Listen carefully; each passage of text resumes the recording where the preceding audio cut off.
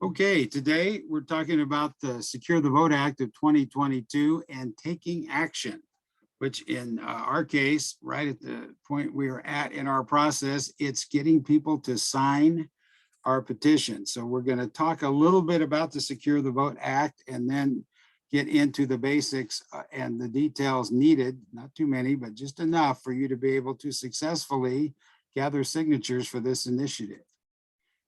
So this fellow here is our governor, Spencer Cox, the architect of the voting system in the state of Utah. And this is what he says. He says that Utah's election system has long been a model to the nation.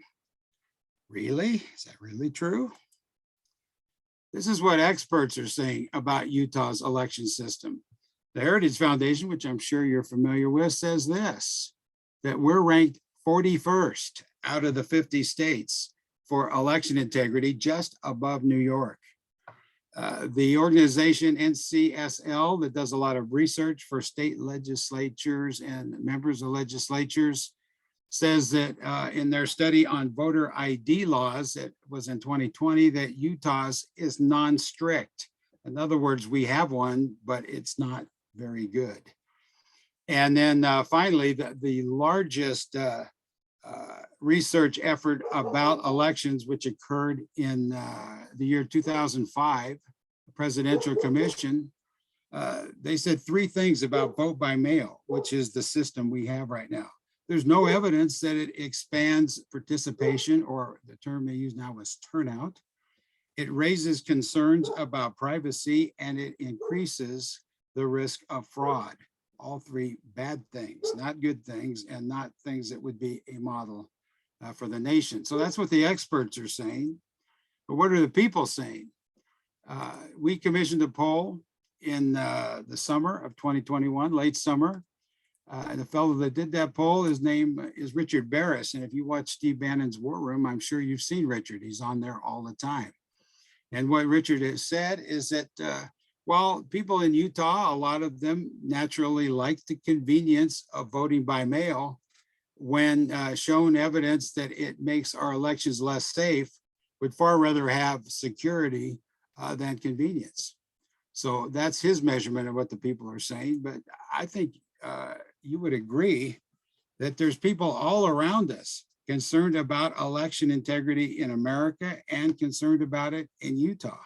I mean, how many people do you know that have this concern? I know quite a few. I'm betting that most of you do too.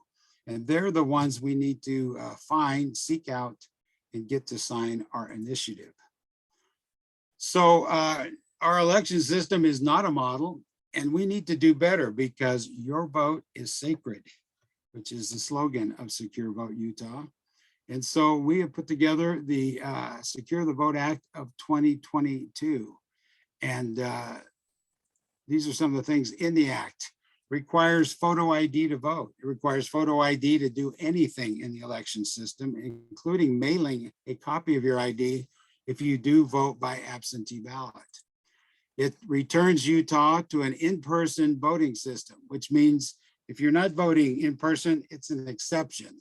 It's not the rule. It's the 90% plus of the votes will be done in person. This will get results on election night like it used to be, because people will be counting in the local precinct where you vote, and they will not stop until all those votes are counted, plus absentee ballots, which are delivered to them by the county over the course of that day.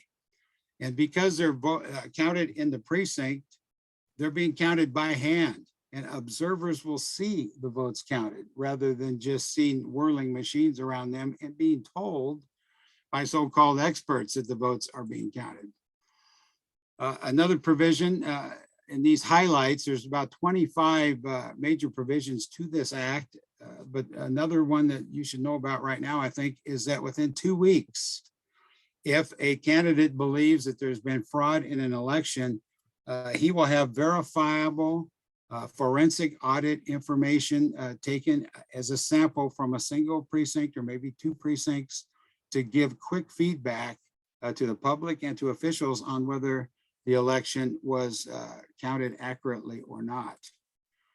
Our elected officials, they're not listening. They haven't listened, so we must act. We can put a safe election system on the ballot, but we cannot do it without your help getting the signatures we need. So we believe we can do this. You probably heard this phrase before, the timing is right. It's more important that there's a ton of people who feel intensely that we need a better voting system. That's more important than having millions of dollars or a huge organization or a year to do this. The timing is the most important element of this. And going along with that, the reason why the timing's right is there's intense support behind election reform. This is a citizens initiative. Nobody's getting paid in Secure Vote Utah. This is not a collection of consultants and people on a $2, $3, $4 million payroll. So we're relying on the grassroots to get this done, and that includes getting the funds, the modest amount of funds we need to get this initiative on the ballot. So Secure Vote Utah comes from 5 Utah citizens, which sponsors this petition drive to put this act on the ballot. Excuse me, we need 138,000 signatures legally. And because they will throw out as many as they can, we're going to need, more than that, maybe quite a few more, but we're trying to be very careful about how we do this. And we'll talk about that in just a moment. The deadline, the drop dead deadline to get these signatures in is February the 15th. So here we have a petition. It's got the great seal of the state of Utah, the signature of our beloved Lieutenant Governor, Deidre Henderson. And this is what we are carrying around with us and getting people to sign to get this put on the ballot. So this petition or a petition will be issued to you, and it has its own tracking number. You see this one is 100,000. That's actually the first one that came off the presses there. So it's for voters only in one county. And up here, this isn't official. I mean, if you wrote Utah County and then realize that you aren't in Utah County or whatever, you can change that. But this is just to keep these things straight. So once you start a petition, if you start with Utah County folks, everybody that signs in this petition packet has to be from Utah County. So you might want to carry more than one with you if you're going to also be in Salt Lake County, if you're going to be in Washington County or Juab County. And we're happy to issue you more than one petition, particularly if you have the opportunity to get signatures in more than one county. We have to track your progress when you have these packets. And we have to track by area. We have to look at all 29 of the state Senate districts, and we have a quota that's been issued by the government that we must hit in each of those districts, as well as getting the big number I just showed you. So we need people that get these packets to get them filled out, to do the job they feel they can do as quickly as they can, and we need to keep in touch with you while you're doing it. So one thing to tell you right away, when you get one of these packets, don't sign it. You can't sign your own packet.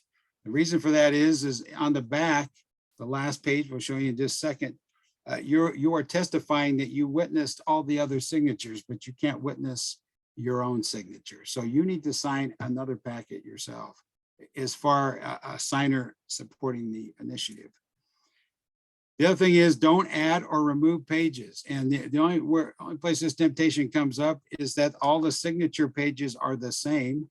And, some people, I think, get a thought that they'll put more in one. And anyway, this has a spiral binding. You couldn't even do it very easily, but many of our petitions are stapled, but do not add or remove pages because that's grounds for getting the whole book, the whole packet, all the signatures in it being thrown out. So getting a signature, that's the goal here. What do you need to do that? Well, you need what we just saw. You need what we call a packet. And we call it a packet because it has a one-page petition many pages of the actual legislation we want to have put on the ballot, many more pages where people can sign, and then the final page where you testify to what happened with this packet while it was in your possession. So you need that, the petition packet, and you need what we call a notification card. It's a small, it's a business card size, white card. And what that, here it is right here. This is a requirement of the government. You don't need to give this to every person that signs the petition, but you need to ask them if they would like to leave with that. And you can see the purpose of it there. It's to try to get you to take your name off the petition. So, you know, we're not encouraging you to hand them all out, but we are notifying you that the law says you must ask them if they would like to take that information with them after they sign. So you need that petition packet. You need to have some of these cards with you, and then you need to have in front of you a Utah resident who is 18 years old or older. And they either need to be registered to vote, or you can register them on the spot, but it needs to be one or the other. You either have to register them or they need to already have been registered to vote. So what do? You ask them if they want to read the bill. They're not going to want to read the bill. It's pretty long. But one thing you can tell them if they do want to look at it is that the underlying words are our actual changes. Either there's words stricken out and words that are underlined. And so one is what we've taken out and two is what we've added in.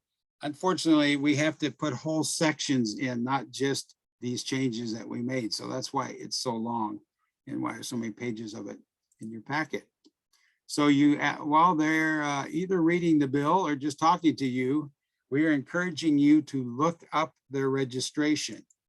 And it's not the fact that we don't believe, you know, it's not that you wouldn't believe a person if they said they were registered, but it's important to enter into the petition packet the name, address, and date of birth, if they're willing to give you that, exactly the way as it's shown in the registration that the state has. And sometimes they're not always the same.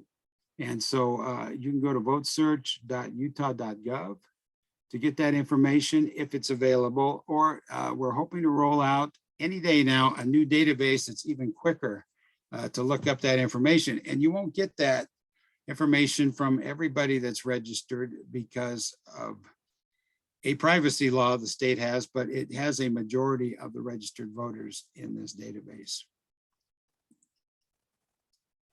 When you're doing this, make sure everything is filled out legibly. And so here we have a panel or a listing that where the person signs, but of course you can see it has more than that. And so you have to make sure that, and it says right here, the name must be legible to be counted. So you print, if you have the better handwriting and the person you're dealing with has better handwriting, maybe you should let them do it. But, and as close as we can to the registration, print their name, put their street address, city, zip code. They sign right here where it says signature of registered voter. The date is absolutely required. And then, as I said, the birth date is optional. That helps us if they put it in. It makes it more likely that if there's any question, that they'll count the name, they'll count the signature. And then it also asks for an email address, which is also optional. That helps them because if they put the email down, we have to send them an email that tells the voter how to take their name off this petition. Now, if they put their email address down, we will send them that email 100%. But you don't need to insist or even encourage them. You just need to ask them if they would like to share their email address. That's what the law is.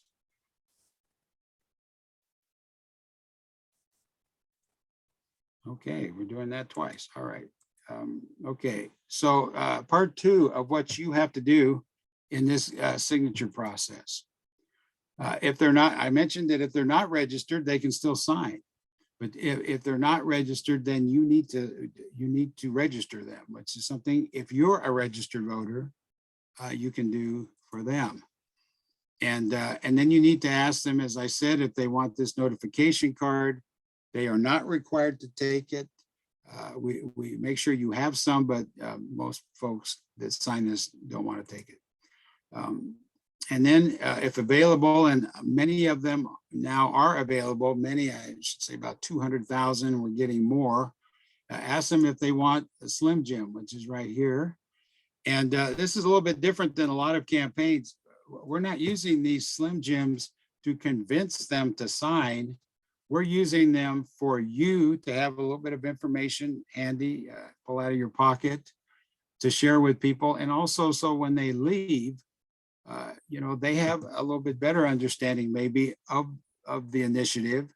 And we're hoping they share it with somebody else. So it kind of spreads the message and gets more people involved. So that's the primary use we see, but you'll get a stack of those with your petition, and it's up to you how you end up using them. So we mentioned about registration, and these addresses are available. And we're just flipping through them on this presentation right now, but you can get a registration form printed, and it's nice to have some printed forms that you can print off, keep with you if you're not sitting at a table or sitting at home with your computer, but you can also do it online if you are. So you can get printed registration forms or register the folks online. So managing your packet. A slogan we've been using: one packet, one county, one manager. So as I said before, if you have a petition packet, it can only have folks from one county in it. And only one person can be in charge of this packet. You can't just pass it around among your friends and everybody keeps it for 2 or 3 days, because you have to testify as to who signed it. So we really, and for every other reason, we want to have whoever we give a packet to, we want them to be responsible for that packet. So keep that in mind. And before you turn in the packet, check each signature listing. Now, you can't change the signature. We don't want you to do anything like that. And if they haven't signed it, there is a problem there. They forgot to actually sign it. But if they forgot to put in their city, or if you can't read their address, you can fix that. That's legal for you to do. And you can use the voter registration list or call them or whatever to fix it, because we need that for every signature so it's validated. And I told you about this verification on the last page of the petition. You may need to make sure you sign that before it gets turned in. Now, the other thing that may be something you didn't think about, but when we turn these petitions into the county, which is where they don't go to the state. They go, eventually, they will be turned into one of the 29 county clerks in the state. Once we do that, we don't see them again. They just take them. So to have like a receipt, to have proof of what you've done, what we've done, we are asking you with your camera or however it's convenient to take a picture of the front page of the packet, which captures the serial number and identifies the packet, and then a picture of every signature page. There's 2 signatures, 2 panels, as I just showed you. There's 2 of them on each page, and take a picture of your signature on the last page, which is the verification that the signature gatherer puts on the last page. So as I said, these end up going to the county, but we do not want you to turn them into the county. Now, as we get up to the very end of this process, we might ask you to. You don't want to leave it at home when you know on the 14th, it's got to be at the county the next day. But we're asking you to turn it into your county or regional manager, or if you don't know who that person is, or if there isn't one in your area, to contact us. And we're going to be very aggressive about contacting you as well to make sure we get all these in. So again, the process here is you check that there's a signature, that the listings are filled in and legible. You sign the last page, the affidavit page. You take a picture of the, capture the serial number, every signature in the book, and your signature on the back. And then you turn it in to a regional or county contact, or contact us if necessary. And I don't know if this is actually on one of these slides, but where you can always reach us if you're not sure what to do, you have a petition, you need help, securevoteutah@gmail.com, securevoteutah@gmail.com. So resources that you'll need to do this. The best resource is the website. What's on the website? Well, we have details about this poll. A lot of people seem to be interested in it. It's very contradictory to other polls. I'll just tell you, Richard Barris is one of the most accurate pollsters in America. And the proof is, just take a look at how he did during the presidential election, or maybe even the Virginia election, where he hit it right on the nose, and many of the national pollsters were 10 points off. So we got that there. The full text of the initiative, if you want to take a look at it and you don't have a packet in front of you, or you want to be able to refer people, the full text is there, as are arguments for the initiative and why various features are within the initiative text. We have the donate button, and nobody, as I said, is getting paid, but we do have expenses. A few people have borne most of those. We would love it. We're so happy you're willing to take time to get these signatures. If you would be willing to hit that donate button, take the time and give us a few bucks to defray the cost of the materials you're carrying, we'd really appreciate it. So people can volunteer if they haven't already volunteered, they don't already have a petition, they can volunteer to carry a petition on that website. Or just people who want to sign the petition, don't know, don't know how to find somebody like you, they can tell us they want to sign a petition. Right now, we have in rural areas several hundred people we still haven't got to yet that have said they want to sign the petition. The other thing that's on the website now, if at the top, it says, where can I sign? We're holding events almost every day now around the state where people can come and sign the petition. And we're also getting more businesses, more places that are open with regular hours where you can go to sign, or you can also go to pick up materials.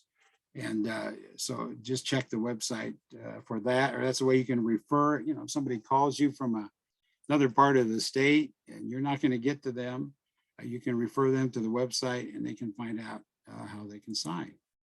So this is a yard sign. This is something else we have. We don't have as many of these as we'd like, but we can get them to you, particularly if you're setting up a table at some other kind of public event. It's always nice to have a couple of signs to go with that. If you're looking for an audio just to understand a little bit more about the initiative and the process, there's an interview here that I did on the Kate Dalley show, and you can tune in on TuneIn and check that out.